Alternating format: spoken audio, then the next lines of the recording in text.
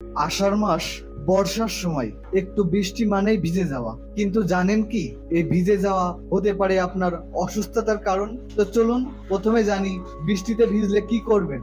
আষাঢ়ের 10টি স্বাস্থ্য টিপ। 1. বৃষ্টিতে ভিজে গেলে দ্রুত কাপড় বদলান। ভেজা জামা কাপড় শরীরে রাখলে ঠান্ডা লেগে যেতে পারে, তাই ফিরে এসে সঙ্গে সঙ্গে শুকনো কাপড় পরুন। 2. গরম পানিতে গোসল করুন।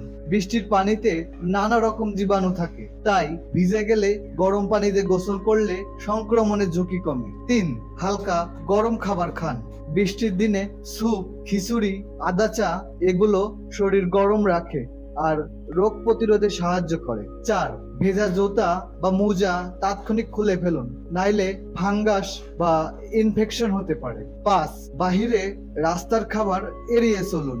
বর্ষায় রাস্তার খাবারে জীবাণু থাকার ঝুঁকি বেশি, যা খেলে পেটের অসুখ হতে পারে। 6. ভিটামিন সি খেতে ভুলবেন না, যেমন লেবু, আমলকি, কমলা জাতীয় ফল রোগ প্রতিরোধ ক্ষমতা বাড়ায়। 7. মাথা ভালোভাবে মুছে নিন। ভেজা মাথা থাকলে মাথা ব্যথা বা ঠান্ডা লেগে যেতে পারে। 8. মশার হাত থেকে বাঁচুন। বৃষ্টির পানিতে মশার জন্ম বেশি, তাই মশারি ব্যবহার করুন। 9. পানি ফুটিয়ে পান করুন। পরিষ্কার দেখলেও পানিতে জীবাণু থাকতে পারে, তাই সুরক্ষিত থাকুন। 10. অসুস্থতা দেখা দিলে দেরি করবেন না। ঠান্ডা, জ্বর, কাশি অবহেলা করবেন না। তাৎক্ষণিক চিকিৎসকের পরামর্শ নিন। এই বর্ষায় সতর্ক থাকুন, সুস্থ থাকুন।